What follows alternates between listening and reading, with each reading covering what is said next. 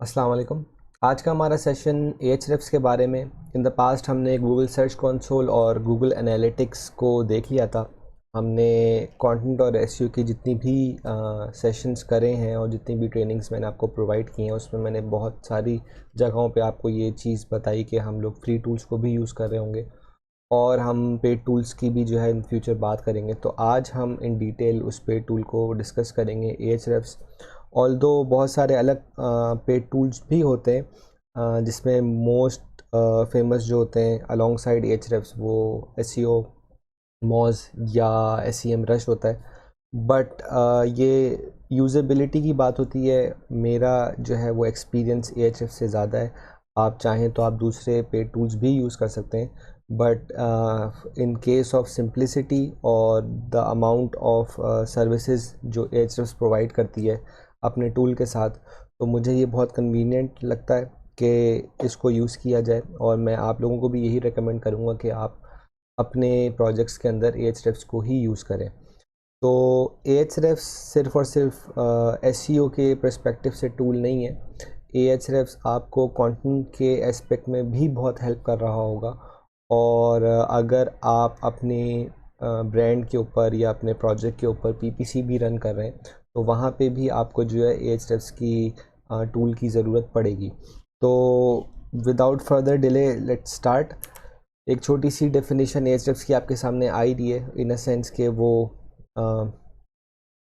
जो इम्पोर्टेंस है उसकी फॉर कंटेंट SEO PPC हर तरीके में जो है वो Ahrefs हमारे लिए यूज़फुल होता है। और जो है उसमें जो ज़्यादातर चीज़ें हम लोग फ्री टूल्स में नहीं कर पा रहे होते और टू सम एक्सटेंट वहाँ पे हमारे पास लिमिटेशंस आना स्टार्ट हो जाती हैं। तो अगर हम किसी ऐसे प्रोजेक्ट पे काम कर रहे हैं जिसको हम स्केल कराना चाह रहे हैं, जिसको हम for the next few years देख रहे हैं, तो वहाँ पे हमें पेड टूल्स की जो है इवेंचुअली ज़रूरत पड़ जाती है। तो उसमें फिर हम something similar to Ahrefs use कर रहे होते हैं और माय रिकमेंडेशन इज़ कि आप जो है वो Ahrefs को ही यूज़ करें। तो नेक्स्ट अच्छा हाँ, सबसे पहले हमारे पास बैकलिंक एनालिसिस है। तो बैकलिंक एनालिसिस को देख लेते हैं। ये दराज की होम स्क्रीन है। आप जब भी दराज को ये Ahrefs की होम स्क्रीन है और इसमें जब भी आप कोई भी URL इंटर करेंगे तो उसके बारे में एक कंप्लीट ओवरव्यू उस वेबसाइट का आपका आ जाएगा। इसमें करना ये होता है जस्ट फॉर ओवरव्यू पर्सपेक्टिव। अगर मैं आप लोगों को समझाऊं तो आपको कोई भी डोमेन है जिसके बारे में आपको इन्फॉर्मेशन चाहिए तो वो URL या वो डोमेन आप जो है सिंपली डैशबोर्ड पे इंटर करेंगे और उससे रिलेटेड सारी इन्फॉर्मेशन आपके पास आ जाएगी। इसमें रेकमेंड ये किया जाता है कि आप ऑन एंड ऑफ अपनी ख़ुद की वेबसाइट जो भी है उसको भी आप जो है वो डैशबोर्ड के थ्रू सर्च करें और उसके अंदर जो भी अपडेट्स हैं या जो भी चीज़ें हैं वो आप रेगुलरली मॉनिटर करते रहें। वैसे जब आपकी अपनी साइट होती है तो वो आप ऑफिशियली जो है Ahrefs के अंदर उसको जो है वो इंक्लूड करते हैं, क्योंकि आप इसके ऊपर जो है वो इन डिटेल साइट ऑडिट चलाते हैं, something similar to Google search console. But इसमें भी उसकी बहुत सारी जो है वो एस्पेक्ट्स हैं जो हम इन डिटेल देख रहे होते हैं। तो अब इस केस में जैसे मैंने daraz.pk को सर्च करा है, तो daraz.pk से रिलेटेड जो भी चीज़ें वो आपके सामने आ रही हैं। अच्छा, यहाँ पे मैं एक चीज़ ये बोलूँगा कि ये जो वेबसाइट है ये एक बहुत बड़ी वेबसाइट है, काफ़ी टाइम से ये काम कर रही है और ये एक बहुत बड़े स्केल पे काम कर रही है और ये limited to a few products नहीं है। इनके ऊपर इनकी जो प्रोडक्ट लाइन है ये या इनकी जो कैटेगरी है ओवरऑल वो बहुत वास्ट है। तो इसमें आपको बहुत ज़्यादा बड़े बड़े नंबर्स दिख रहे हैं तो उससे घबराना नहीं है। मैं इसके लिए एक और चीज़ यूज़ कर लेता हूँ। अगर हम लेट्स से अमेज़ॉन के ऊपर ही कुछ सर्च कर लेते हैं। हम्म, हमने इन द पास्ट वॉचेस की बात की थी तो वॉचेस को ही देख लेते हैं। अच्छा, गारमिन। तो ये एक प्रोडक्ट है और ये इनकी कंपनी है गारमिन। तो हम कोशिश ये करते हैं कि हम इनके बारे में इंफॉर्मेशन निकालें। आप इसको इस तरीके से भी जो है इनके ऊपर इंफॉर्मेशन निकाल सकते हैं, कंसिडरिंग कि आप ऑलरेडी किसी ऐसी प्रोडक्ट या ब्रांड के ऊपर काम कर रहे हैं जो सिमिलर है लेट्स से वायरलेस या स्मार्ट वॉचेस के लिए। तो अब हम यहाँ पे गारमिन सर्च कर लेते हैं। अच्छा जी, तो ये गारमिन की ऑफिशियल वेबसाइट है। अमेज़ॉन पे तो खैर इनका अपना है, लेकिन ये गारमिन का अपना जो है वो पेज है। तो हम गारमिन के बारे में इंफॉर्मेशन निकालने की कोशिश करते हैं। अच्छा, अभी क्योंकि हम स्पेसिफिकली बैकलिंक्स को डिस्कस कर रहे हैं, तो मैं गारमिन के एस्पेक्ट से आपको बैकलिंक्स की जो भी इंफॉर्मेशन हम एचएफ से यूज़ कर होते हैं उनको देख लेंगे। तो यहाँ पे कुछ चीज़ें आपके सामने आ रही हैं। इनके आप देखें टोटल नंबर ऑफ़ बैकलिंक्स कितने हैं, total number of referring domains आपके सामने शो हो रहे हैं, ऑर्गेनिक कीवर्ड्स इनके टोटल कितने रैंक हुए हुए हैं। अच्छा, ये रैंकिंग इसका मतलब ये नहीं होता है कि ये सारे कीवर्ड्स जो हैं इनके टॉप 10 में आ रहे हैं। कुछ कीवर्ड्स इनके बहुत ज़्यादा जो हैं वो नीचे भी होते हैं। ये ओवरऑल एक सम बता रहा होता है आपका, जो जितने भी कीवर्ड्स रैंक हैं फ्रॉम 1 to 1000 पेजेस। इनका जो टोटल ट्रैफिक है इन टर्म्स ऑफ ऑर्गेनिक वो समवट अराउंड 7.5 लाख का है, जिसमें एक तकरीबन 1 लाख जो है वो ट्रैफिक का डिक्लाइन आया है। तो दिस इज़ समथिंग इन्फॉर्मेटिव कि आप देखें कि इन्होंने कुछ ऐसा किया है, या इन्होंने मोस्ट लाइकली शायद कैंपेन्स रन नहीं करी हैं, या इन्होंने अपने एसईओ पे इतना फोकस नहीं करा हुआ है, जिसकी वजह से इनके ट्रैफिक के अंदर एक डिक्लाइन आया है। तो सबसे पहले हम यहाँ पे लेफ़्ट पे देखते हैं बैकलिंक्स शो हो रहा है हमारे पास। हमें यहाँ पे बैकलिंक्स पे क्लिक करना है, और ये जो नंबर है ये इन डिटेल आपको in the form of backlinks show हो जाएगा। अब ये वो सारे लिंक्स हैं जो इनको मिले हैं फ्रॉम डिफरेंट वेबसाइट्स। तो यहाँ पे अलग अलग जो है आप वेबसाइट्स देख रहे हैं, और अलग अलग जो है उनसे रिलेटेड लिंक्स आपके सामने शो हो रहे हैं। तो अब ये रेफरिंग पेजेस हैं। जैसे इस केस में हम देखें कि गारमिन कम एक्सप्रेस डॉट ग्लोबल एक वेब पेज था, जिन्होंने गारमिन डॉट कॉम को और गारमिन डॉट कॉम के इस पेज को लिंक किया हुआ है। तो ये गारमिन का मोस्ट लाइकली अपना ही कोई पेज है जो उनको लिंक कर रहा है। लेकिन अगर आप नीचे देखें तो आप ये देख सकते हैं कि विकीपीडिया से भी इनको लिंक मिला हुआ है। फर्दर आप नीचे जाते हैं तो और इनके पास गारमिन से रिलेटेड जो है वो अलग अलग पेजेस जो हैं वो इनको लिंक प्रोवाइड कर रहे हैं। अच्छा, इसमें जो चीज़ें इंपॉर्टेंट हैं नोट करने की वो ये हैं कि हमने डिस्कस करा था कि हम फॉलो लिंक्स या डू फॉलो लिंक्स को जो है वो किस तरीके से अप्रोच कर होते हैं। हमारी प्रायोरिटीज़ ये होती हैं कि हम डू फॉलो लिंक्स के ऊपर जाएं, और अगर वो नो फॉलो है तो हम कोशिश ये करेंगे कि वो हम उनके ऊपर जो है वो अप्रोच ना करें। बट देन अगेन अगर कोई ऐसा डोमेन है जिसकी रैंकिंग या जिसकी अथॉरिटी ज़्यादा है, तो वहाँ से अगर हमें नो फॉलो लिंक भी मिल रहा है तो इट मेक्स सेंस। अब यहाँ पे इसकी एग्जांपल आपके सामने आ रही है। विकीपीडिया से जो इनको लिंक मिला हुआ है वो नो फॉलो है, बट एसईओ पर्सपेक्टिव से विकीपीडिया का लिंक हाईली मैटर करता है। तो अगर आपको वहाँ से नो फॉलो लिंक भी मिल रहा है तो you should go for it. और इसके खैर वो एक अलग तरीका है पूरा विकीपीडिया का, इसमें आपको मेक श्योर करना पड़ता है कि वो आप वैल्यूएबल इंफॉर्मेशन विकीपीडिया के पेजेस को प्रोवाइड कर रहे हैं इन वन वे और दी अदर, तो वो फिर इवेंचुअली आप उसको लिंक कर सकते हैं। तो लेकिन कहने का मकसद ये कि विकीपीडिया के लिंक्स बहुत मैटर करते हैं। आप स्टार्ट में जिस तरह से हम स्टार्टअप्स पे ज़्यादा फोकस होता है हमारा, तो हम डायरेक्टली जो है विकीपीडिया को इस तरह से जो है वो टारगेट नहीं कर सकते। बट हम अगर कुछ ऐसे प्रोजेक्ट्स पे काम कर रहे हैं, या जो ऐसी वेबसाइट्स हैं जो पिछले 5 या 6 सालों से काम कर रही हैं, और हम उनके उनके लिए जो है वो एसईओ सर्विसेज या कंटेंट की सर्विसेज प्रोवाइड कर रहे हैं, तो इन दैट केस आपको विकीपीडिया के इन पेजेस पे अप्रोच करना जो है वो हेल्पफुल होता है। तो यहाँ पे आपके पास कुछ और चीज़ें आ रही हैं। डोमेन रैंकिंग और यूआरएल रैंकिंग ये हमने पहले डिस्कस कर लिया था। Referring domains, link domains, external links, traffic, keywords और एंकर एंड बैकलिंक, बहुत सारी चीज़ें यहाँ पे आपके पास in terms of the referring pages आ रही होती हैं। आपको यहाँ पे सबसे इम्पॉर्टेंट जो चीज़ आपको मेक श्योर करनी है वो ये करनी है कि आप जो highest number of domain ranking websites हैं आप उनको अप्रोच कर सकें और उनसे जो है एक आप लिंक्स जो है वो अप्रोच कर सकें। तो सिमिलरली जैसे हमारे केस में अगर हम देखें कि अगर फ़र्ज़ करें कि मैं किसी ऐसी वेबसाइट पे काम कर रहा हूँ जो कि स्मार्ट वॉचेस ही जो है वो सेल करती है, तो एज एन एसईओ मेरी जो अप्रोच होगी वो ये होगी कि मैं यहाँ से ऐसे पेजेस ढूंढ सकूँ जो अगर garment.com को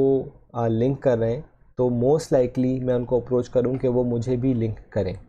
अब यहाँ पे आप देखें यूट्यूब के जो लिंक्स हैं वो मोस्ट लाइकली अगर चैनल लिंक्स हैं तो आप फिर वो एफिलिएट और उस टाइप के जो है कोई अप्रोच जो है वो कर रहे होंगे रेफरल सिस्टम के थ्रू। बट अगर कोई जनरल ब्लॉग्स आपको यहाँ पे दिख रहे हैं जिन्होंने मोस्ट रिसेंटली किसी को लिंक करा है, तो वहाँ पे वो जो है आपके लिए एक बहुत अच्छी अपॉर्चुनिटी हो सकते हैं। तो इस तरीके से आप जो है सारे लिंक्स को गो थ्रू कर रहे होते हैं बेस्ड ऑन देयर रैंकिंग्स, और आपका जो सबसे इम्पॉर्टेंट फोकस होता है उसमें ये होता है कि आप ऐसे वेबसाइट्स को यहाँ से निकाल सकें जो ब्लॉग्स या न्यूज़ आर्टिकल्स हों या न्यूज़ वेबसाइट्स हों जो कि समवट आपकी इंडस्ट्री और आपकी जो टारगेट मार्केट है उसके बारे उनको केटर कर रही हो और आपकी जो प्रोडक्ट कैटेगरी है उनको जो है वो लिंक आउट कर रही हो। तो ये इन्फॉर्मेशन आपको यहाँ से मिल जाती है। अच्छा, इसमें दो चीज़ें हैं, एक यहाँ पे आप देखें लाइव आ रहा है, एक आपके पास रीसेंट आ रहा है और एक आपके पास हिस्टोरिकल डेटा आ रहा है। अच्छा, लाइव और रीसेंट में थोड़ा सा फ़र्क ये होता है कि आप कोशिश ये करें कि आप दोनों को ही देख लें, लेकिन इसका मैं आपको फ़र्क इस तरह से बता सकता हूँ कि अगर किसी गूगल का जो क्रॉलर होता है अगर वो एक वेबसाइट से दूसरी वेबसाइट पे लिंक हो रहा है, तो अगर वो link for some reason down हो जाता है तो गूगल उसको अपने स्टोरेज में रखता है तकरीबन 3 महीने तक। उस 3 महीने में वो लिंक लाइव रहता है, बट वो इवेंचुअली वहाँ से कोई ट्रैफिक नहीं आ रहा होता और वो जो लिंक है वो यूज़र के लिए कोई फ़ायदेमंद नहीं होता है। और उसका जो अ, उसका जो हल होता है वो ये होता है कि वो इवेंचुअली गूगल आफ्टर 90 डेज़ वो ये मेक श्योर कर रहा होता है उस ड्यूरेशन के अंदर कि वो जो जिस पेज को उसने लिंक किया हुआ है अगर वो डाउन है तो वो उन 90 डेज़ के अंदर वापस अप हो जाए। अगर वो अप हो जाता है तो वो लिंक सेम रहता है, अगर वो डाउन फिर भी रहता है तो वो लिंक जो है वो एक तरीके से रिमूव कर दिया जाता है गूगल की इंडेक्सिंग के अंदर। और अगर आपके केस में इस तरीके से हुआ है कि आपको किसी ने लिंक किया हुआ था और आपका वो लिंक डाउन हो गया है, तो आप फिर ये मेक श्योर करें कि वहाँ वो जो लिंक है वो आप दोबारा से अप कर सकें। अगर ऐसा नहीं होगा तो आपको जो लिंक जूस उस वेबसाइट से या उस वेब डोमेन से मिल रहा है वो फिर आप इवेंचुअली लूज़ कर जाएंगे। तो ये इन केस ऑफ कंपेटिटर्स देखना इसलिए इम्पॉर्टेंट होता है कि आप ऐसे लिंक्स को मेक श्योर कर सकें कि अगर वो रिसेंटली डाउन हुए हैं तो आप कुछ ऐसी अपने कंटेंट के अंदर चीज़ें ला सकें या ऐसा कोई चीज़ पब्लिश कर सकें कि वो जो ब्रोकन लिंक था उसको आप अपने लिए यूटिलाइज़ कर सकें। जब आप न्यू पे क्लिक करेंगे तो आपके पास सारे वो लिंक्स आ रहे होंगे जिन्होंने मोस्ट रिसेंटली उस पर्टिकुलर पेज को लिंक करा है। तो यहाँ से हमें बहुत अच्छी अपॉर्चुनिटी इन अ सेंस मिल जाती है कि जिन्होंने इस पेज को लिंक करा है तो मोस्ट लाइकली अगर आप सिमिलर डोमेन के अंदर हैं तो वो आपको भी लिंक कर सकते हैं अगर आप उनको अप्रोच करें और आपके बीच में जो है कोई उसके ऊपर डील जो है वो फाइनल हो जाए। इन मैनी केसेस आपको जो है अगर वो आप बिल्कुल सिमिलर एस्पेक्ट में काम कर रहे हैं, आप भी अगर एक ही प्रोडक्ट को लेके वो कर रहे हैं या एक ही सर्विस को जो है प्रमोट कर रहे हैं, तो if the website is talking about the same thing तो इट्स हाईली लाइकली कि वो आपको भी लिंक बैक कर दें। नेक्स्ट हमारे पास लॉस्ट वाला जो है वो बटन है और इसमें जो भी links in the past lost हो गए फॉर वन रीज़न और दी अदर वो हमारे पास शो हो रहे होते हैं। क्योंकि ये लाइव सारे सर्च कर रहा होता है, तो इसको थोड़ा सा टाइम लग जाता है ये सारी इंफॉर्मेशन गैदर करने में।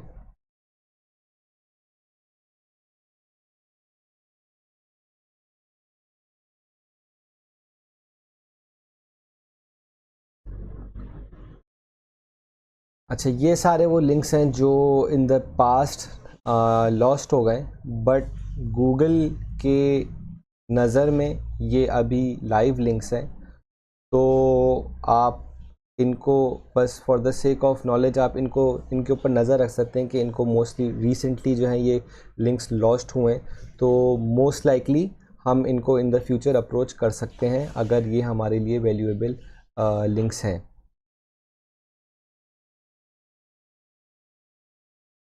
अच्छा, नेक्स्ट हमारे पास ब्रोकन बैकलिंक्स आता है। ब्रोकन बैकलिंक्स हमारे लिए बैकलिंक वाला जो डोमेन है उसके अंदर सबसे ज़्यादा इम्पॉर्टेंट होते हैं, क्योंकि ये ऐसे लिंक्स होते हैं जो कि डेड होते हैं और इनके ऊपर ट्रैफिक जा रहा होता है, और ये वो अपॉर्चुनिटी होती है जिसमें आप उस रेफरिंग डोमेन को डायरेक्टली अप्रोच करते हैं। और जिस तरीके से हमने पिच की बात की थी वो वाली चीज़ हम जो है इसमें अप्रोच में ये चीज़ को चेंज करते हैं कि we were looking at your articles or your blog or your content and we notice that you have a broken backlink। उस ब्रोकन बैकलिंक में लेट्स से कि उन्होंने in case in our case Garmin को जो है वो कहीं ना कहीं लिंक किया हुआ था, और गारमिन का जो वो पर्टिकुलर यूआरएल था वो 404 हुआ हुआ था। तो वहाँ पे आप इस तरीके से पिच कर सकते हैं कि आपका जो ये लिंक था वो ब्रोकन है, but we as a company या we as a website have something similar as Garmin and we would like you to take a look at it, and if it feels okay, then you can link us on that particular page instead of Garmin। तो जो भी referring domain होता है उनके लिए एक बहुत अच्छी अपॉर्चुनिटी यहाँ पे ये होती है, क्योंकि वो जिस कंपनी को या जिस वेबसाइट को लिंक कर रहे हैं वो ऑलरेडी ब्रोकन लिंक है, तो वहाँ पे वो जो गैप आ गया है कंटेंट का जो उनको फिल करना है, क्योंकि वहाँ पे उनको इवेंचुअली किसी न किसी को लिंक करना था, और सिंस जिसको उन्होंने लिंक करा हुआ था तो वो ब्रोकन था, तो वहाँ पे आप अपने आप को पिच कर सकते हैं। और आप अगर आपके पास सिमिलर कंटेंट है तो आप वहाँ पे पिच कर सकते हैं कि मैंने भी इसी तरीके का कुछ कंटेंट लिखा हुआ है, और अगर आप चाहें तो आप यहाँ पे हमें इसकी जगह पे लिंक दे सकते हैं। सिमिलरली रेफरिंग डोमेन्स में जिस तरीके से बैकलिंक्स में आपको लिंक बाय लिंक सारी इन्फॉर्मेशन मिल रही थी कि कौन से लिंक से कहाँ पे जो है रेफ़र हुआ है, उसी तरह रेफरिंग डोमेन्स में आपको उन सारी वेबसाइट्स के बारे में इंफॉर्मेशन मिल रही होती है जिन्होंने उस पर्टिकुलर डोमेन को लिंक किया हुआ है। इन आवर केस गारमिन को यूट्यूब ने, वर्डप्रेस ने, एप्पल, माइक्रोसॉफ्ट और इन सारी जो है वो वेबसाइट्स ने लिंक किया हुआ है, और जो जितने भी लिंक्स हैं वो आपको यहाँ पे लिंक्स टू टारगेट में शो हो रहे होंगे। तो इस केस में हम ये देख लेते हैं कि यूट्यूब के इन दो लिंक्स के ऊपर जो है वो गारमिन इस तरीके से लिंक हुआ है। तो यहाँ पे ये नो फॉलो लिंक्स हैं यूट्यूब के, बट सिंस ये यूट्यूब से आ रहे हैं और अगर ये किसी डायरेक्टली रेफरल प्रोग्राम से आ रहे होंगे तो हमें जो है इस चीज़ के लिए ये हमारे लिए इतने इम्पोर्टेंट नहीं है कि ये नो फॉलो हो, क्योंकि वो हमारा एक इंटायर जो रेफरल प्लान है और उसका पार्ट है। लेकिन यहाँ पे जो वैल्यूएबल इंफॉर्मेशन हमें मिल रही है वो ये मिल रही है कि बेस्ड ऑन डोमेन रैंकिंग हमें सारी वो वेबसाइट्स का पता चल रहा है जिन्होंने हमारे कंपेटिटर को लिंक किया हुआ है, तो हम भी कोशिश ये कर सकते हैं कि उनको अप्रोच करें और उनसे जो है वो एक लिंक जनरेट करवा सकें। अच्छा, नेक्स्ट हमारे पास जो है वो रेफरेंस डोमेन्स के बाद एंकर्स का ऑप्शन आ रहा है। एंकर्स की हमने बात पहले कर ली थी कि एंकर टेक्स्ट क्या होता है। Anchor text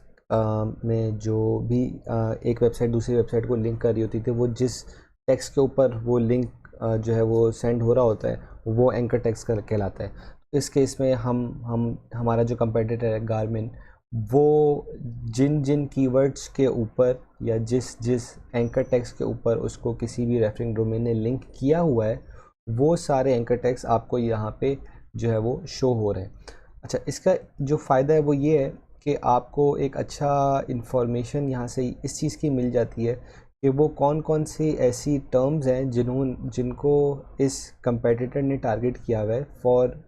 there anchor tags. इसमें बहुत सारी ऐसी भी एंकर टैग्स हैं जो स्पेसिफिकली ब्रांड रिलेटेड है, जैसे Garmin, Garmin express, Garmin connect mobile, ये स्पेसिफिक टू देयर ब्रांड है और इनको आप टारगेट नहीं कर सकते। बट अगर आप इनको गो थ्रू करते हैं तो आपको इस चीज़ का अच्छा आइडिया मिल जाता है इन मैनी केसेस कि आपको कोई ऐसे कीवर्ड्स मिल सकते हैं जो कि आप अपने लिए भी टारगेट कर सकते हैं और अपने पास वहाँ से रेलेवेंट ट्रैफिक जो है वो एक्वायर कर सकते हैं और एक पर्टिकुलर कीवर्ड के ऊपर आप इनसे compete करना स्टार्ट कर सकते हैं। तो यहाँ पे जैसे एक्टिविटी ट्रैकिंग एक्यूरेसी, ये एक अच्छा कीवर्ड है जो आप यूज़ कर सकते हैं। वाटर रेजिस्टेंट, ये समथिंग जो है वो एक वॉच के लिए बहुत इंपॉर्टेंट होती है। तो ये जो चीज़ें हैं वो आपको यहाँ से इंफॉर्मेशन मिलेगी। अच्छा, ये जो है वो थ्रू आउट सारे एंकर टेक्स्ट की इंफॉर्मेशन आपको यहाँ मिल रही है। अगर आप स्पेसिफिकली जो एक टर्म, दो टर्म्स को देखना चाह रहे हैं तो वो आप जो है वो यहाँ से फर्दर जो है वो देख सकते हैं। टर्म्स जो है वो सिंगल टर्म्स जो है वो इस तरीके से शो हो रही हैं। टू टर्म कीवर्ड्स जो हैं या थ्री टर्म कीवर्ड जिसको हम टर्म फ्रेजेस कहते हैं, वो भी आपको जो है सारी इन्फॉर्मेशन इसके पास जो है वो शो हो रही होगी।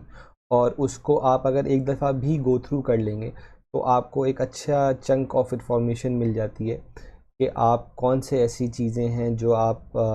अपने कंटेंट में या अपनी वेबसाइट पे यूज़ करके ट्रैफिक जो है वो जनरेट कर सकते हैं या किसी न किसी पॉइंट पे ऑर्गेनिकली जो है अपने कंपेटिटर के इक्वल आने की कोशिश कर सकते हैं।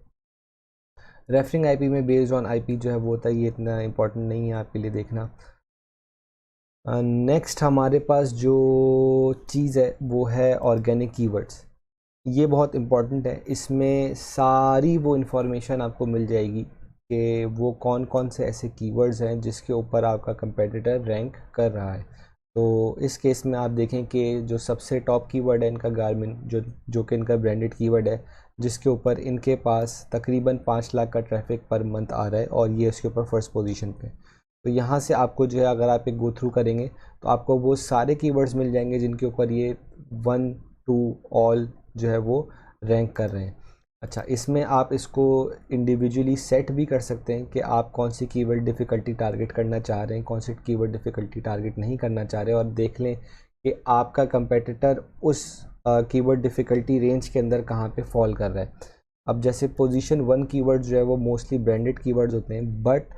इन सम केसेस आपको यहाँ से वो इन्फॉर्मेशन मिल जाए कि जिस पे वो पोजीशन 1 पे तो रैंक कर रहा है आपका कंपेटिटर, बट वो ब्रांडेड कीवर्ड नहीं है, तो देयर इज़ अ चांस कि आप भी जो है वो उसके ऊपर रैंक कर सकते हैं। ये सारी इन्फॉर्मेशन अगर आप गूगल पे एक्सपोर्ट करते हैं या एक्सेल के ऊपर एक्सपोर्ट करते हैं तो वो आप इंडिविजुअली उसको अपने हिसाब से अलाइन भी कर सकते हैं। यहाँ पे वो सारी इन्फॉर्मेशन आपको इस तरीके से अवेलेबल है। और इसमें जो है अगर आप देखें कि अगर आपको सिर्फ और सिर्फ पोजीशन की बात करनी है तो आप यहाँ पे जैसे लेट्स से 5 और 10 पोजीशन के कीवर्ड्स को देखना चाह रहे कि वो उस पे कहाँ पे आपका कंपेटिटर है, तो वो जो कीवर्ड्स हैं जिनके ऊपर ये 5 से 10th पोजीशन पे आपका कंपेटिटर है वो आपके सामने आ जाएंगे। तो ये all in all in detail बहुत इन्फॉर्मेटिव होता है और ये आपका जो इवेंचुअल कीवर्ड प्लान आप कर रहे होगे उसके अंदर आपका जो ये कंपेटिटर एनालिसिस वाला पार्ट है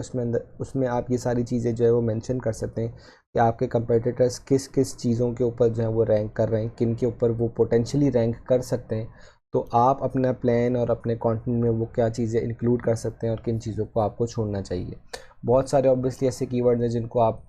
based on their competitive nature जो है वो नहीं अप्रोच करेंगे, क्योंकि ऑब्वियसली अगर एक आपका कंपेटिटर उसके ऊपर फर्स्ट रैंक पर है और देन अगेन उसके ऊपर वो अच्छा ट्रैफिक भी एक्वायर कर रहा है और आप जो हैं कंटेंट साइट से इतने जो है वो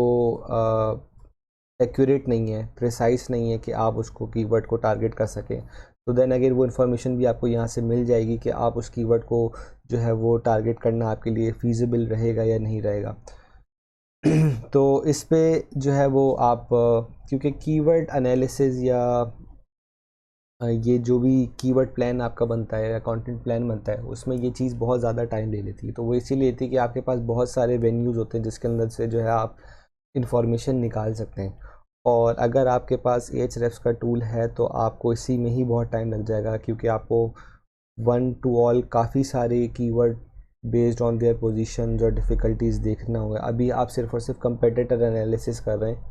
और वो भी एक पर्टिकुलर कंपेटिटर का कर रहे हैं। आप जिस भी इंडस्ट्री में हो, आपको मोस्ट लाइकली 5 से 6 कंपेटिटर्स को दिमाग में रखना होता है कि वो क्या कर रहे हैं और वो कहाँ कहाँ रैंक हो रहे हैं, कहाँ कहाँ नहीं रैंक हो रहे। तो it's a really time consuming job. तो इसको फिर आपको मैन्युअली खुद ही सारा गो थ्रू करके देखना पड़ेगा कि आपको आपके लिए कौन से अच्छे कीवर्ड्स हैं, किस पे क्या ट्रैफिक आ रहा है और सारी चीज़ें। इसके बाद हमारे पास आते हैं top pages. Similar to organic keywords, ये आपको वो सारे पेजेस बता रहे होते हैं जो कि कहीं पे रैंक कर रहे हैं और उनके ऊपर जो है वो ट्रैफिक आ रहा है और वो कितने कीवर्ड्स पे रैंक कर रहे हैं। तो अब आप जैसे यहाँ पे देखिए कि इनका जो होम पेज है garmin.com, वो तकरीबन 6000 कीवर्ड्स पे रैंक कर रहा है, और उस बेसिस के ऊपर इसके पास जो है वही 5 लाख का ट्रैफिक आ रहा है। ये सारे टॉप कीवर्ड्स हैं जिनके ऊपर ये URLs जो हैं वो रैंक हुए में। तो आप ये सारे इंफॉर्मेशन यहाँ से भी देख सकते हैं कि ये जो वेबसाइट है ये किन किन जगहों पे रैंक हो रही है, किन किन कीवर्ड्स पे रैंक हो रही है, एक URL कितने कीवर्ड्स पे रैंक हो रहा है, और वो सारी इंफॉर्मेशन जो है वो आपको यहाँ से मिल जाएगी।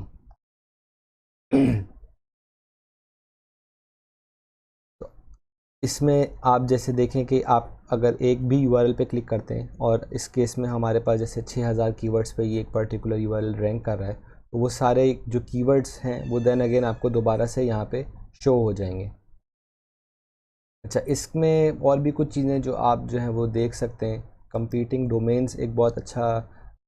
एनालिसिस टूल है। इसमें जो ये आपका कंपेटिटर है, ये इनके जो फर्दर कंपेटिटर्स हैं जिससे ये वेबसाइट compete कर रही है on the basis of keywords या on the basis of organic traffic, वो इन्फॉर्मेशन आपको यहाँ पे शो हो रही है। तो आप यहाँ पे देखें कि गारमिन तो खैर इनका अपना ही ब्रांड है। द GPS स्टोर, ये एक वेबसाइट है जिससे ये compete कर रहे हैं तकरीबन 2500 कीवर्ड्स के ऊपर, और ये उसका एक इंटरसेक्शन ग्राफ है कि इनका कितना चंक है और इनका कितना चंक है। तो आपको यहाँ से फर्दर कंपेटिटर एनालिसिस के लिए इंफॉर्मेशन मिल जाती है कि इनके और कौन कौन से कंपेटिटर्स हैं, और आपको उनको जो है वो आ, अपने प्लान का पार्ट बनाना चाहिए और उनको भी फर्दर जो है वो इन्वेस्टिगेट करना चाहिए या नहीं करना चाहिए। जो सबसे इम्पॉर्टेंट इस ऑर्गेनिक के अंदर बाकी सारी चीज़ें भी हैं, जो एक नई चीज़ यहाँ पे इंट्रोड्यूस हुई है जो पहले Ahrefs में नहीं थी, वो है कंटेंट गैप। इसमें ये होता है कि ये चीज़ मैं आपको डायरेक्टली यहाँ पे इम्प्लीमेंट करके नहीं दिखा सकता, क्योंकि हमारा अभी वो प्रोडक्ट मैं इससे रिलेटेड नहीं हूँ। हम तो for the sake of example इसको डिस्कस करें, लेकिन आपकी जो भी वेबसाइट है आप उसको यहाँ पे मेंशन करते हैं, और आपके जो भी जिसे कहते हैं कंपेटिटर्स हैं उनके भी आप URLs यहाँ पे मेंशन करते हैं। और उससे होता ही है कि जो भी आपके कंपेटिटर के रैंकिंग कीवर्ड्स हैं और उस पर आपकी क्या रैंकिंग्स हैं, वो सारी इन्फॉर्मेशन आपको यहाँ पे शो हो रही होती है। तो इसको अगर हम मज़ीद डाइसेक्ट करें, तो अगर हम कंपीटिंग डोमेन्स से फॉर एग्ज़ाम्पल GPS स्टोर को निकालते हैं और हम यहाँ पे ये इस तरीके से डाल देते हैं, तो keywords that the below targets rank for.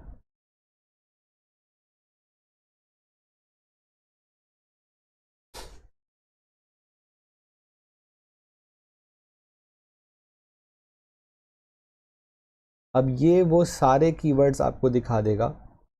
जिसके ऊपर आपका जो ये वेबसाइट थी GPS स्टोर, वो रैंक कर रही है, लेकिन आप रैंक नहीं कर रहे। तो ये आपको उन सारे कीवर्ड्स की इंफॉर्मेशन दे देगा कि ये जो भी कीवर्ड्स जिनको आप पोटेंशली अप्रोच या अपने कंटेंट का पार्ट बना सकते हैं, और ये एक अच्छी अपॉर्चुनिटी है क्योंकि आपके कंपेटिटर्स इस पे रैंक कर रहे हैं, तो मोस्ट लाइकली वो रेलेवेंट है आपके ट्रैफिक से, and you should also give it a try. इसमें कुछ देन अगेन जिसे कहते हैं ब्रांडेड कीवर्ड्स होंगे या ऐसे कीवर्ड्स होंगे जिस पे आपकी रैंकिंग इमीडिएटली पॉसिबल नहीं होगी, तो हमें उस चीज़ को दिमाग में रखना होता है। But at the same time हम फिर कीवर्ड डिफ़िकल्टी और बाकी सारी चीज़ों को भी जो है वो नोट कर रहे होते हैं कि हम किन चीज़ों को जल्दी अचीव कर सकते हैं और किन चीज़ों को हमें एक लंबे प्लान का जो है वो हिस्सा बनाना पड़ेगा। तो ये जो है सबसे इम्पॉर्टेंट चीज़ है इन टर्म्स ऑफ कॉम्पेटिटर एनालिसिस। और अगर आप ये चीज़ यूज़ कर रहे हैं तो ये रिसेंटली एएचआरएफ्स में जो है वो इंक्लूड की गई थी, तो मैंने यही सोचा कि आप लोगों को इसका जो भी वर्किंग है वो समझा दूं, क्योंकि ये जब आप अपना कीवर्ड एनालिसिस और कंपेटिटर एनालिसिस कर रहे होंगे तो आपने जितने भी कंपेटिटर्स अपने दिमाग में रखे हुए, तो उनका जब आप ग्रेजुअली उनको गो थ्रू करेंगे तो वो इन्फॉर्मेशन आपको मिलेगी कि जिसके ऊपर आप जो है फ़र्दर अपना प्लान बना सकते हैं। अगर आपने कीवर्ड रिसर्च कर ली और आपने ये सोच लिया कि आप कौन कौन से ब्लॉग्स लिख रहे हैं या कौन कौन सी प्रोडक्ट्स के ऊपर जो है आप रैंकिंग्स अचीव करना चाह रहे हैं, तो ये कंटेंट गैप से आप फिर मज़ीद उनको जो है वो अलाइन कर सकते हैं कि मेरे जो कंपेटिटर्स हैं वो इन कीवर्ड्स पर रैंक कर रहे हैं, तो I think I should also try and rank on these keywords as well. फिर हम उस चीज़ को दोबारा से यहाँ पे इंक्लूड कर देते हैं कि जो हम फिर हमारी जो बैकलिंक स्ट्रेटजी है या हम रेफरिंग डोमेन्स को जो है वो इस तरीके से अप्रोच करेंगे कि हमें किन कीवर्ड्स के ऊपर इवेंचुअली जो है वो रैंक करना है। अच्छा जी, नेक्स्ट है हमारे पास best pages by incoming links. इसमें सिमिलर चीज़ें होती हैं जो हमने पहले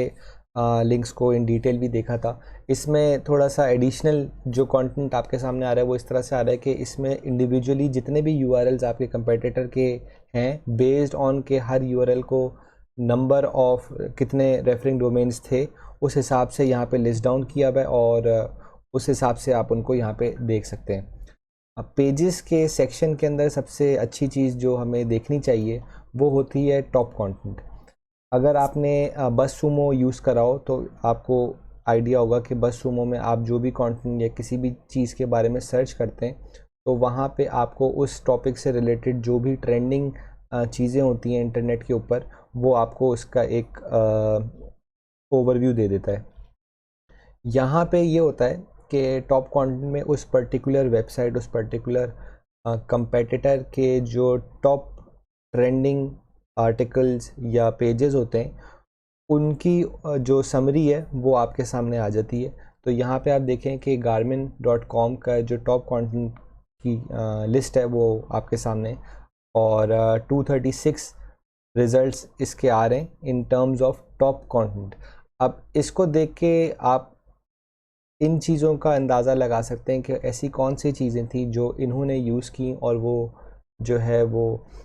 वायरल हुई या वो ट्रेंडिंग टॉपिक बन गई। तो उसको आप अपने कंटेंट का भी पार्ट बना सकते हैं और उसको समहाउ आप जो है अपनी स्ट्रेटजी में यूटिलाइज़ करके आप भी वो ट्रेंडिंग फैक्टर जो है अपने लिए जो है वो एक्वायर करने की कोशिश कर सकते हैं।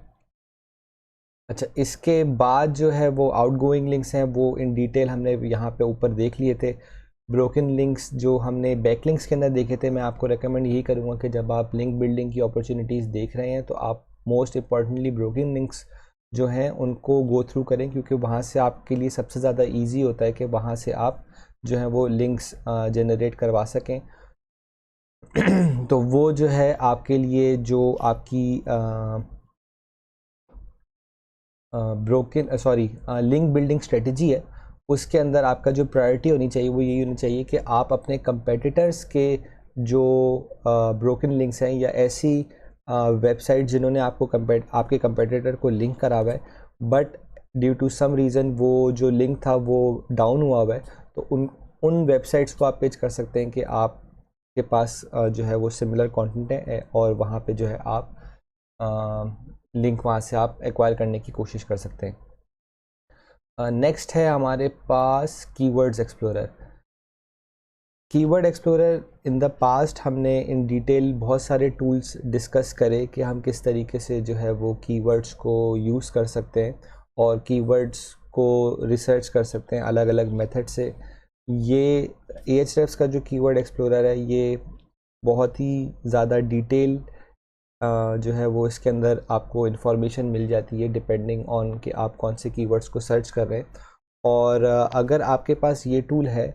तो आप इससे 90 to 95% of your keyword research जो है वो आपकी इससे भी कंप्लीट हो सकती है। बट देन अगेन मैंने पहले सारे फ्री टूल्स को इसीलिए डिस्कस कर लिया कि इन मैनी केसेस आप शायद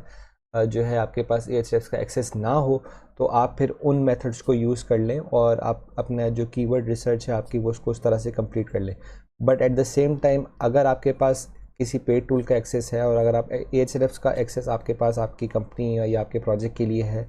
तो आपको मैं रेकमेंड फिर ये करूँगा कि आपका जो फर्स्ट प्रायोरिटी होनी चाहिए वो यही होनी चाहिए कि आप Ahrefs के थ्रू जो है वो अपनी कीवर्ड रिसर्च करें। तो हम लोग इन द पास्ट हमने as an example smart watches को बहुत डिस्कस करा है, तो हम उसी को देख लेते हैं कि हम अगर स्मार्ट वॉचेस को सर्च करते हैं तो हमारे पास क्या इंफॉर्मेशन आती है। Ahrefs का फ़ायदा ये है कि ये आपको इन डिटेल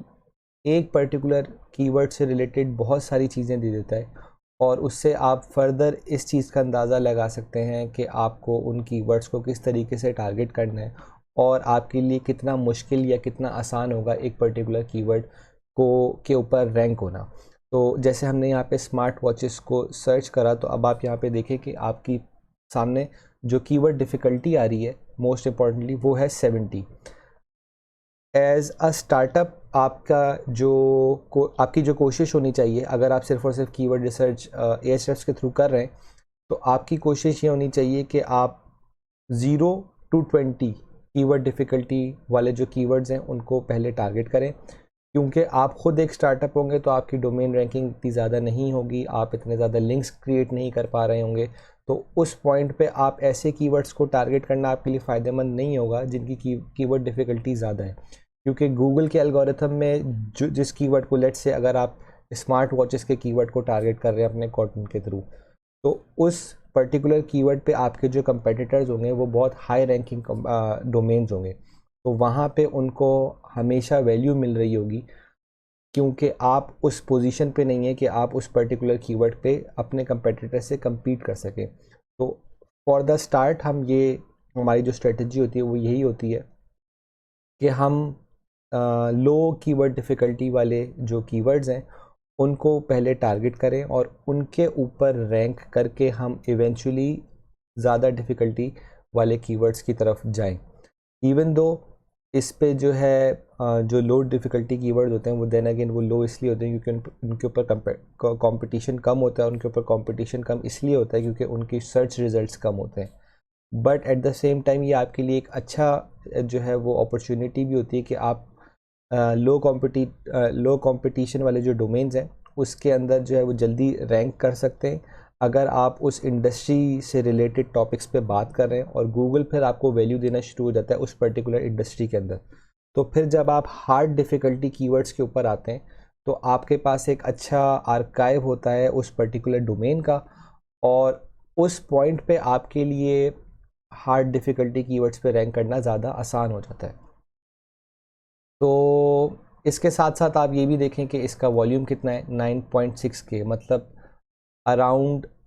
10,000 लोग हर महीने इस पर्टिकुलर कीवर्ड को सर्च करते हैं, और फिर इसका क्लिक थ्रू रेट भी यहाँ पर आ रहा होगा जी। आउट ऑफ दोस्त 10,000, 6,000 लोग किसी भी एक पॉइंट पे किसी भी एक क्लिक के ऊपर जो है वो किसी भी एक लिंक के ऊपर क्लिक करते हैं। इसमें ये फर्दर आपको जो है वो ये भी दिखा रहा है कि सर्चेस विदाउट क्लिक 60% होते हैं, पेड क्लिक्स जो है वो 11% होता है, जिसका मतलब ये है कि इसके ऊपर पेड एड्स लगाना इतना फीजिबल या इतना फ़ायदेमंद नहीं है। हाउएवर ऑर्गेनिक कीवर्ड रिजल्ट्स के ऊपर जो है वो लिंक्स ज़्यादा हैं, मतलब लोग इस कीवर्ड को ज़्यादा इंफॉर्मेशन गैदरिंग के लिए जो है वो सर्च करते हैं रादर देन कि वो एक्चुअली उस चीज़ को परचेज़ कर रहे हो। अच्छा, इसके अंदर आप किसी भी एक कीवर्ड को अगर आप सर्च करते हैं तो उससे रेलेवेंट आपको बहुत सारे जो है वो कीवर्ड आइडियाज़ शो हो रहे होते हैं जो कि आप अपने कीवर्ड रिसर्च के अंदर यूज़ कर सकते हैं। आप यहाँ पे कीवर्ड आइडियाज़ पे क्लिक करेंगे और वो आपको बेस्ड ऑन योर कीवर्ड जो आपने लिखा है उससे रिलेटेड सारी इंफॉर्मेशन और आइडियाज़ वो आपको दे देगा। अब इसको आप सॉर्ट कर सकते हैं, आप चाहें तो यहाँ पे भी सॉर्ट कर सकते हैं, या आप इसको गूगल पे या एक्सेल पे आप इंपोर्ट करके उसको वहाँ से भी जो है वो सॉर्ट कर सकते हैं। ज़्यादा आसान तरीका यही है कि आप इसको डायरेक्टली यहाँ पे कर लें, और फिर जब आपके पास आपकी रिक्वायर्ड इन्फॉर्मेशन आ रही हो तो फिर आप उस फाइल को जो है वो इंपोर्ट कर लें, ताकि आपके पास जो भी शीट हो वो सिर्फ और सिर्फ रेलिवेंट इन्फॉर्मेशन की, क्योंकि यहाँ पे ऑब्वियसली बहुत सारे ऐसे कीवर्ड्स हैं जो या तो बहुत हार्ड है, या जिनका क्लिक्स बहुत कम है, या जिनके वॉल्यूम बहुत कम है। तो डिपेंडिंग ऑन योर प्रायोरिटी आप उसको सेट कर रहे होंगे, और फिर उसको मज़ीद जो है अपने कीवर्ड रिसर्च का पार्ट बना रहे होंगे। तो कंसिडरिंग कि हम स्मार्ट वॉचेस की इंडस्ट्री में एक नया स्टार्टअप है, तो हम कोशिश ये करेंगे कि हमारी जो कीवर्ड डिफ़िकल्टी एट मैक्स हो वो लेट्स से 30 हो। अब यहाँ पे आपके पास सिर्फ और सिर्फ वो कीवर्ड्स आ रहे हैं जो कि इन कीवर्ड डिफ़िकल्टीज़ के अंदर फॉल कर रहे हैं। अब ये फर्दर जो लिस्ट आगे जा रही है वो बेस्ड ऑन देयर वॉल्यूम है। ब्रांड स्मार्ट आई गेस एक ई कॉमर्स वेबसाइट है, और इनका जो इनके जो ब्रांडेड क्लिक्स हैं वो इतने। अच्छा, ये हमारे लिए ऑब्वियसली फ़ायदेमंद नहीं है कि हम इस कीवर्ड को टारगेट करें। फॉसल वॉचेस ब्रांडेड कीवर्ड है, ब्रांडेड वॉचेस कम्युनिटी है, फिटबिट व्हाट्सएप 2 बैंड्स ये भी आई थिंक ब्रांडेड है, लेकिन इसके अंदर बहुत सारे और भी कीवर्ड्स होंगे जो आप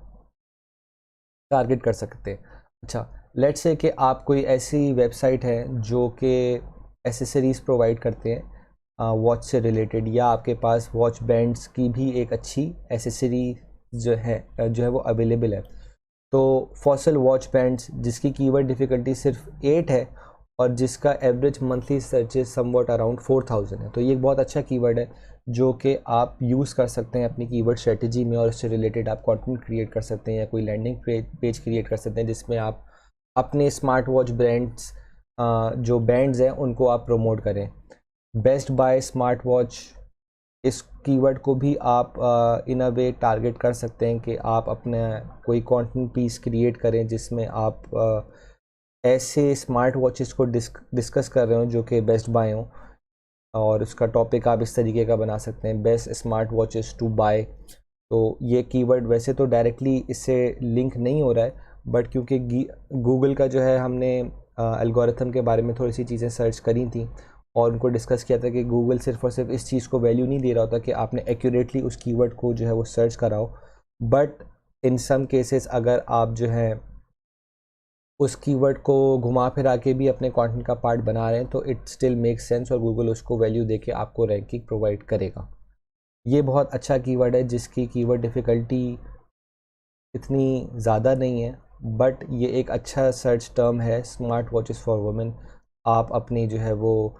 ये और एक और जो कीवर्ड है स्मार्ट वॉचेस फॉर वुमेन, ये दोनों जो है आप कीवर्ड्स को टारगेट कर सकते हैं और इसमें एक बहुत अच्छा कंटेंट पीस भी बना सकते हैं जिसको आप फर्दर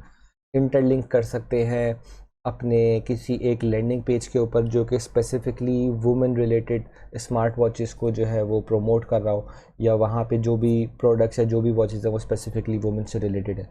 तो इससे आपको 90 to 95% आपका जो कीवर्ड रिसर्च का जो काम था वो आपका इससे कंप्लीट हो जाएगा। इसको आप जो भी आपको कीवर्ड्स यहाँ पे अच्छे लग रहे हैं आप उनको फर्दर सेलेक्ट कर सकते हैं और वो फिर आप अपनी लिस्ट में ऐड कर लें और फिर उसको इवेंचुअली एक्सपोर्ट कर लें, तो इट्स अप टू यू। अब जैसे मैंने यहाँ पे एक कीवर्ड ये ऐड कर लिया, कीवर्ड ये ऐड कर लिया, एक keyword best buy smart watch मुझे अच्छा लग रहा है, best waterproof smart watch बहुत अच्छा कीवर्ड है, इसके ऊपर बहुत इजीली आप कंटेंट क्रिएट कर सकते हैं। अच्छा, एक चीज़ जो मुझे यहाँ पे आपको और दिखानी है वो ये एक छोटी सी बार आ रही है, इस बार को आपको नोट करना है क्योंकि ये आपको इस चीज़ की इंफॉर्मेशन दे देती है कि इसके ऊपर कंपटीशन कितना है इन टर्म्स ऑफ पेड एडवर्टाइजिंग, और इसके ऊपर जो यूज़र मेंटेलिटी है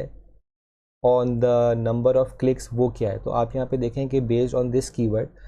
इस पे 92% जो लोग हैं वो ऑर्गेनिक लिंक्स के ऊपर क्लिक करते हैं rather than on paid links. Similarly fossil watches पे ये समवॉट अराउंड 50-50 का रेशियो है। अब जो हमने यहाँ पे कीवर्ड सेलेक्ट करे तो इस पे 40% लोग पेड के ऊपर पेड लिंक्स के ऊपर क्लिक करते हैं, but at the same time एक अच्छा चंक ऑर्गेनिक लिंक्स पे भी क्लिक करता है, तो इट डेफिनेटली मेक सेंस कि आप इस कीवर्ड को टारगेट करें। इस पे आगे CPC भी है, तो आप ये चीज़ भी कैलकुलेट कर सकते हैं कि अगर आप एक वॉल्यूम एक पर्टिकुलर कीवर्ड का टारगेट कर रहे हैं, तो उसके ऊपर बेस्ड ऑन इट्स CPC अगर आप कोई भी कंटेंट को रैंक करते हैं, तो आप कितने पैसे उस कीवर्ड से जो है वो बचा रहे होंगे, अगर आप सिर्फ और सिर्फ उसके ऊपर डायरेक्टली CPC कर रहे होते और पेड एडवर्टीजमेंट कर रहे होते।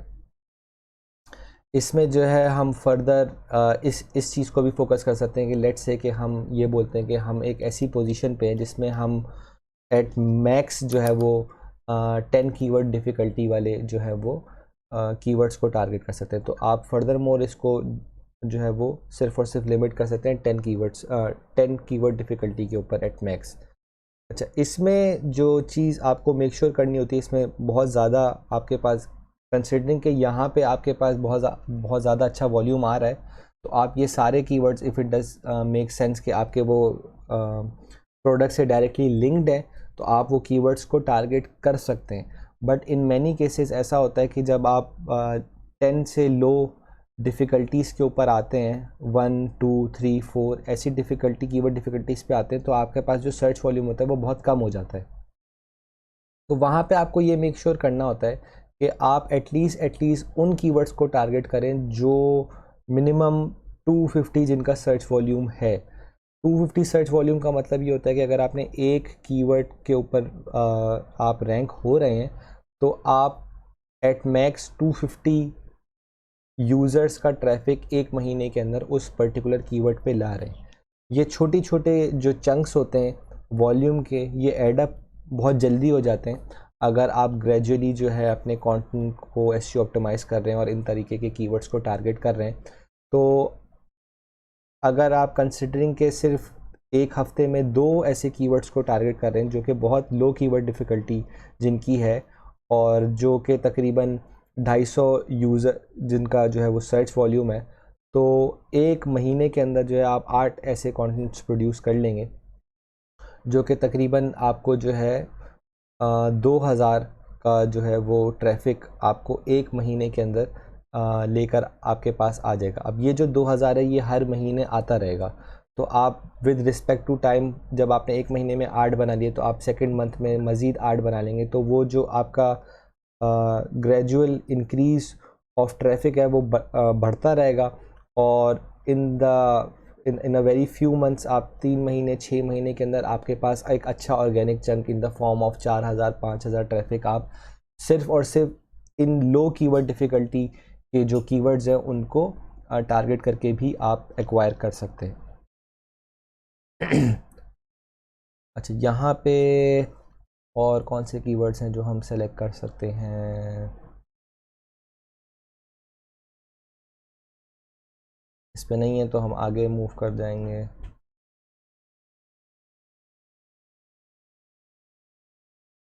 Best smart watches for kids एक बहुत अच्छा कीवर्ड है। इट डज़ मेक सेंस कि अगर आप इस इंडस्ट्री का पार्ट हैं, आप स्मार्ट वॉचेस में डील करते हैं, तो आप जो है वो इसके ऊपर कंटेंट पीस बना सकते हैं। इसके ऊपर आप एक पूरी प्रोडक्ट कैटेगरी बना सकते हैं और फिर आप इंटरलिंकिंग बहुत आसानी से कर सकते हैं। और क्योंकि ये एक लो डिफ़िकल्टी कीवर्ड है, तो इस पे आपके लिए रैंकिंग आसान हो जाएगी। 1.2000 इसका जो है वो वॉल्यूम है, और 1.2000 वॉल्यूम के अंदर तकरीबन 900 जो है वो यूज़र्स क्लिक कर रहे हैं। इसका मतलब अगर आप इस पर रैंक कर दें, तो एक महीने में आप इसके अंदर से तकरीबन 5 से 600 यूज़र्स के क्लिक्स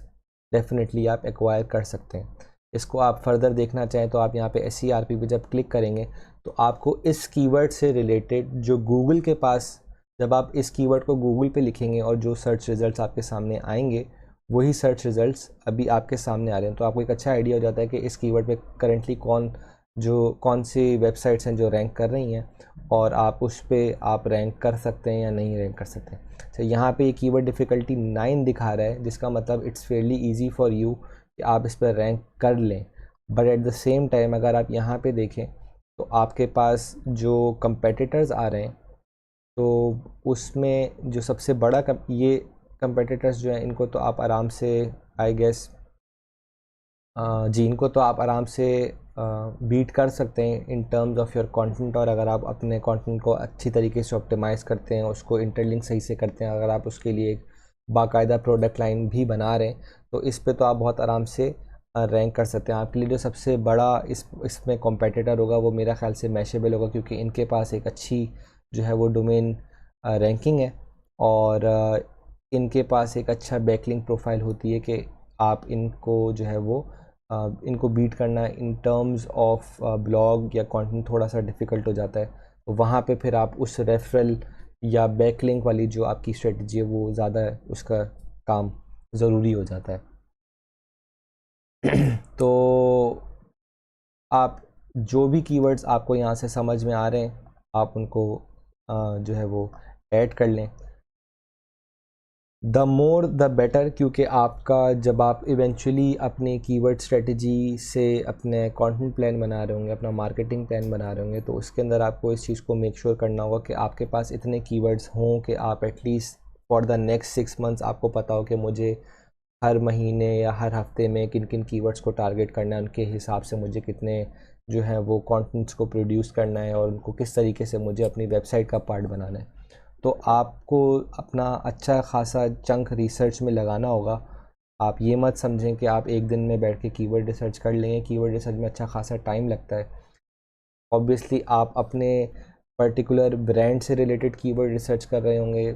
उसके बाद आप कंपेटिटर एनालिसिस कर रहे होंगे, आप कंपेटिटर के कीवर्ड्स रिसर्च कर रहे होंगे, और वो फिर एक कंपेटिटर नहीं होगा, डिपेंडिंग ऑन योर इंडस्ट्री आपके जो है वो बहुत सारे कंपेटिटर्स हो सकते हैं। फिर आपको उसमें फ़र्दर जो है वो जॉट डाउन करना होगा कि आपके बेस्ट कंपेटिटर्स कौन से हैं जिनको आपको टारगेट में रखना है कि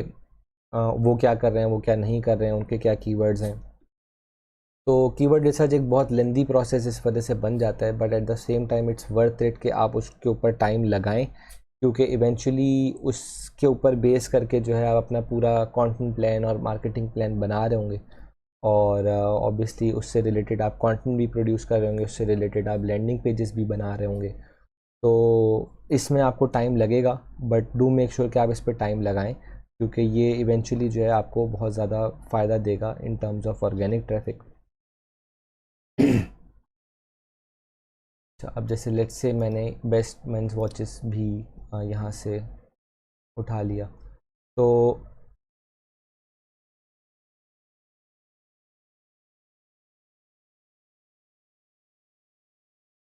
लेट्स से हमने ये 10 कीवर्ड्स यहाँ से उठाए। अब मैं यहाँ को इनको ऐड करूँगा, और ये मैं अपने पास अलग से भी जो है वो एक कीवर्ड के अंदर लगा सकता हूँ, और इनको जो है जब मैं यहाँ पे ऐड कर दूँगा तो वो इवेंचुअली मेरे डैशबोर्ड का पार्ट बन जाएंगे। तो उनके ऊपर जो भी ट्रेंड्स हो रहे होंगे, उनके ऊपर जो भी चेंजेस आ रही होंगी, वो मेरे पास जो है वो इवेंचुअली शो हो रही होंगी। यहाँ पे एक ऑप्शन होता है कि मैं सिर्फ़ और सिर्फ इनको ऐड कर लूँ, लेकिन वो यहाँ पे आ नहीं रहा है। हाँ, यहाँ तो यहाँ पे आपने जो भी, अगर आप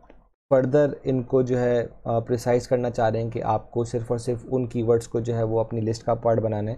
तो आप यहाँ पे सिंपली एक्सपोर्ट पे क्लिक करेंगे, और जो भी आपने वहाँ यहाँ पे सेलेक्ट करें हुए वो उसको ऐड करके आप एक्सपोर्ट कर देंगे, तो वो आपके पास फ़ाइल जो है वो ऑटोमेटिकली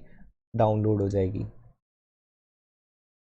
लेकिन ये सिर्फ़ और सिर्फ for the sake of example मैंने आपको यहाँ पे दिखाया। यहाँ ये सिर्फ 10 नहीं होंगे, ये कम से कम 600 800 1000 कीवर्ड्स तक ये चले जाते हैं, और फिर आप उसको जो है वो मज़ीद मिनिमाइज़ करके जो है अपने कंटेंट का पार्ट बनाते हैं कि आप कितने कीवर्ड्स को टारगेट कर रहे होंगे। अच्छा, नेक्स्ट हमारे पास साइट ऑडिट है। साइट ऑडिट अभी करंटली जो है मेरे पास साइट ऑडिट में कुछ इस तरह से आपके पास रिज़ल्ट्स आ रहे होते हैं, और साइट ऑडिट हमने इन डिटेल पहले भी पढ़ा है, जिसमें हमने एसईओ स्पाइडर स्क्रीमिंग फ्रॉग को देखा था कि वो किस तरीके से साइट ऑडिट करता है। क्योंकि वो एक फ्री टूल है, तो वहाँ वहाँ पे कुछ लिमिटेशंस होती हैं कि आप जो है एक particular set number of URLs से ज़्यादा जो है वो साइट को क्रॉल नहीं कर सकते। बट देन अगेन, अगर आपके पास एक पेड टूल है लाइक Ahrefs, तो आपके पास ये लिबर्टी होती है कि आप अपने कंप्लीट वेबसाइट को जो है वो क्रॉल करवा के उसका पूरा जो है वो एक साइट ऑडिट करवा सकते हैं। तो ये इन कंजक्शन विद अगर आप गूगल सर्च कंसोल यूज़ कर रहे हैं अपनी साइट को ऑप्टिमाइज़ करने के लिए, तो एक बहुत अच्छा जो है वो आपको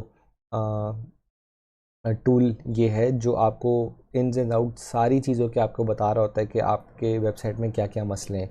गूगल सर्च कंसोल के अंदर कुछ लिमिटेशंस आ जाती हैं इन अ सेंस कि अगर आपके पास वहाँ पे कोई एरर्स आ रहे हैं तो उसमें आपको इतनी इन्फॉर्मेशन नहीं मिल रही होती कि उसको आप किस तरीके से बेहतर कर सकते हैं। और फिर आप एट सम केसेस या तो अगर वो बहुत ही क्लियर कट इश्यूज़ हैं तो वो वहाँ पे आपके पास के सॉल्यूशंस होंगे कि उसमें आप क्या कर सकते हैं। बट इन मैनी केसेस आप, क्योंकि एरर्स तो आप सॉल्व कर सकते हैं but in many cases there are some warnings जो आपको सॉल्व करना जो है जिसमें आपको प्रॉब्लम हो सकती है। तो जब आप Ahrefs के थ्रू साइट ऑडिट करते हैं तो आपके पास इस तरीके की कुछ रिपोर्ट आती है जो आपको सारी जो है वो प्रॉब्लम्स बता रही होती है कि आपकी वेबसाइट में है, या अगर आपकी वेबसाइट में प्रॉब्लम्स नहीं है तो वो भी आपको जो है वो इन्फॉर्मेशन उसकी मिल जाती है। अब जैसे आपके सामने यहाँ पर आ रहा है हेल्थ स्कोर आ रहा है, क्रॉल यूआरएल डिस्ट्रीब्यूशन आ रहा है, इसके अलावा एरर डिस्ट्रीब्यूशन आ रहा है। अब आप यहाँ पे देखें कि आपके पास रेड में जो है मेजर इश्यूज़ आ रहे हैं, येलो में जो है वो आपकी वार्निंग्स आ रही होती हैं, और ग्रीन का मतलब कि आपकी जो यूआरएल्स हैं वो कम्प्लीटली फ़ाइन है। तो इसमें जो अच्छी चीज़ होती है साइट ऑडिट के अंदर Ahrefs की, वो ये होती है कि जब आप इनको इंडिविजुअली हर इशू को क्लिक करते हैं तो वो आपको वो सारे यूआरएल्स बता देता है जो जिनके अंदर वो प्रॉब्लम है, और उससे रिलेटेड जो भी सॉल्यूशंस आप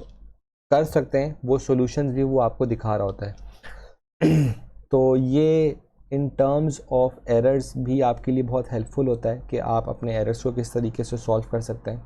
और एट द सेम टाइम आपको जो है वो सारी ये इन्फॉर्मेशन भी दे रहा होता है कि आपके वेबसाइट में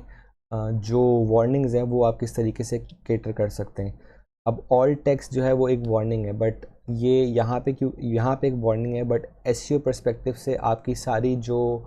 इमेजेस हैं उनके अंदर ऑल टेक्स्ट ज़रूर होना चाहिए। ये चीज़ हमने एसईओ में पढ़ ली थी कि हम किस तरीके से कीवर्ड्स यूज़ कर रहे होते हैं।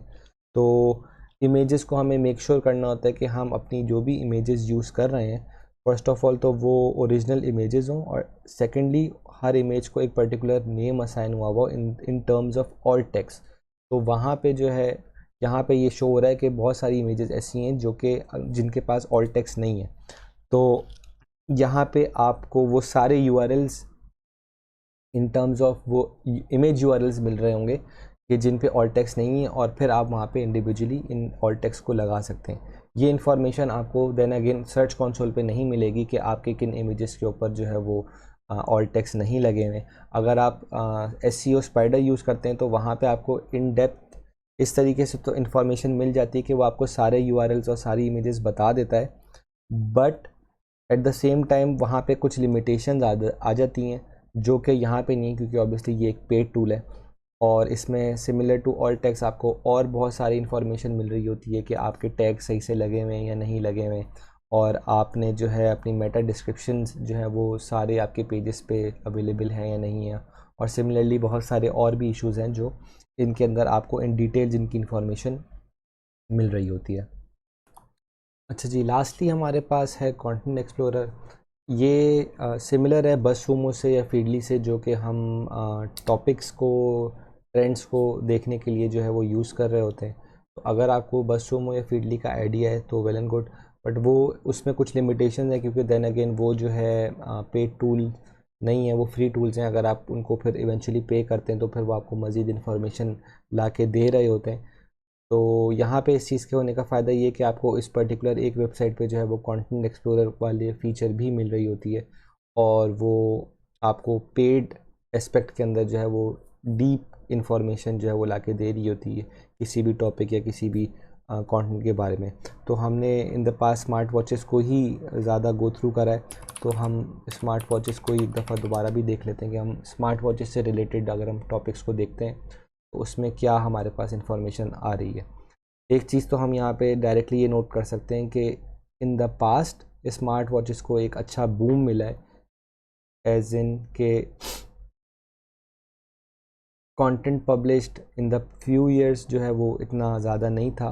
बट एज सून एज़ के हम 2020 में आए, उसको जो है वो एक अच्छा बूम मिला है और ज़्यादा अच्छे खासे जो है वो कंटेंट जो है वो स्मार्ट वॉचेस के ऊपर पब्लिश हो रहे हैं। यहाँ से आप इसको वन पेज पर डोमेन पे कर दें तो वो सिंपली उस पर्टिकुलर डोमेन हर डोमेन से एक पर्टिकुलर जो है वो लिंक आपको शो हो रहा होगा। अब जैसे यहाँ पे सबसे पहला जो आपके पास लिंक आ रहा है वो एक ब्लॉग के ऊपर है जो कि चीप चाइनीज़ स्मार्ट वॉचेस को के बारे में बता रहे हैं। तो मई 13 2020 को ये अपडेट हुआ है, फर्स्ट ये पब्लिश हुआ था लास्ट ईयर। तो देन अगेन इस चीज़ को भी आप देख सकते हैं कि ये रेगुलरली पब्लिश आर्टिकल्स हैं। अच्छा, एक चीज़ जो मैं और आपको यहाँ पे बताऊँगा वो ये कि आपको यहाँ पे इन चीज़ों को नोट करना है क्योंकि ये ट्रेंडिंग टॉपिक्स थे। यहाँ पे हम सिर्फ और सिर्फ ऑर्गेनिक रीच नहीं देख रहे, यहाँ पे हम ट्रेंड्स देख रहे हैं। तो आप यहाँ पे देखें, अगर आप इस पर क्लिक करेंगे तो आपको वो सारे ट्रेंड्स के बारे में जो है इन्फॉर्मेशन आ जाएगी। तो आप यहाँ पे सोशल शेयर्स देखें इसके कि इसको ओवरऑल 3000 शेयर्स इस आर्टिकल के फेसबुक पे हुए हैं और पिंटरेस्ट पे इसकी जो पिक्चर्स हैं वो तकरीबन 6000 दफ़ा इसकी भी शेयरिंग हुई है। तो ये एक बहुत ट्रेंडिंग सा टॉपिक था कि आपने जो है चाइनीज़ स्मार्ट वॉचेस की बात की हुई थी और वो जो है उसको एक बहुत एक अच्छा फ्लेयर मिला इन अ सेंस कि वो बहुत ज़्यादा एक्टिवली शेयर हुआ। तो आप भी इस तरीके का कुछ सिमिलर कर सकते हैं। तो यहाँ पे ये शो कर रहा है 4 वर्ड्स, तो इसका मतलब ये बिल्कुल नहीं है कि ये सिर्फ और सिर्फ इसके ऊपर 4 वर्ड्स लिखे गए थे। ये मोस्ट लाइकली जो है जी, ये मोस्ट लाइकली एक पिक्चर की फॉर्म में यहाँ पे शो हो रहा है जिसकी वजह से वो इसके वर्ड काउंट्स जो हैं वो काउंट नहीं हो रहे हैं। बट ये कंप्लीट एक आर्टिकल है जो कि इंफॉर्मेशन दे रहा है सारी वॉचेस के बारे में। सिमिलरली आप और भी यहाँ पे टॉपिक्स देख सकते हैं जो कि ट्रेंडिंग थे, जिनके ऊपर आप बात कर सकते हैं और अपने कंटेंट का जिनको पार्ट बना सकते हैं। तो यहाँ पे सिर्फ नज़र रखना ज़रूरी है, ज़रूरी नहीं है कि आप सारे इनके जो टॉपिक्स हैं या जो भी चीज़ों पे बात हुई है उन सबको गो थ्रू करें। जो भी चीज़ें आपको रेलेवेंट लगती हैं, जो भी चीज़ें आपको लगता है कि यार इस चीज़ से रिलेटेड मैं भी कुछ बना सकता हूँ या मैं भी इसी डायरेक्ट कैटेगरी में फॉल करता हूँ और मैं इस टाइप के कंटेंट पीसेस क्रिएट कर सकता हूँ या इन प्रोडक्ट्स को जो है मैं प्रोमोट कर सकता हूँ, तो वो आपके लिए यहाँ से बहुत अच्छी इन्फॉर्मेशन उस हिसाब से आपको मिल सकती है। तो आपकी जो भी मार्केटिंग प्लान होगी उसमें आपको विद रिस्पेक्ट टू टाइम हर चीज़ को नोट करना होगा कि आप इन टर्म्स ऑफ कंपेटिटर्स आपके पास वो इन्फॉर्मेशन है कि आपके कंपेटिटर्स क्या कर रहे हैं और आपको जो है कीवर्ड्स की इन्फॉर्मेशन है कि आपके कीवर्ड्स जो हैं वो ऑन पॉइंट हैं और एट द सेम टाइम आपको अपनी इंडस्ट्री के अंदर जो भी बातें हो रही हैं, जो भी ट्रेंड्स चल रहे हैं, वो उनसे आप अप टू डेट हैं या नहीं हैं। तो ये सारी चीज़ें आपको एक पर्टिकुलर टूल के अंदर यहाँ पे प्रोवाइड हो रही हैं और इससे जो है आप अपने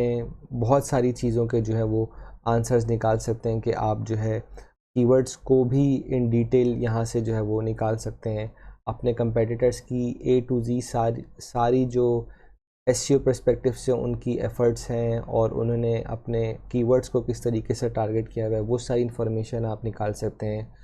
और एट द सेम टाइम आप ट्रेंड्स को भी कैच कर सकते हैं कि कंटेंट एक्सप्लोरर से। तो ये सब चीज़ें जो है वो इवेंचुअली आपको फिर अपने मार्केटिंग स्ट्रेटजी का पार्ट बनानी होंगी और फिर उस हिसाब से आपको कंटेंट में उस चीज़ों को यूज़ करना होगा। तो इसके साथ हमारा Ahrefs का जो सेशन है वो ख़त्म होता है। इसमें जो मेजर चीज़ें थी जो एज आ एसईओ या कंटेंट हम जो चीज़ें यूज़ करते हैं वो मैंने चीज़ें आप लोगों को बता दी हैं। इसके अलावा आप you are free to give it a try और इसमें आप मज़ीद चीज़ें देखें कि आप किस तरीके से इसको बेहतर बना सकते हैं। लेकिन हमारा यहाँ पे फोकस यही था कि आपको जो है in the shortest amount of time possible ये चीज़ें समझा सकें जो करंटली एसईओ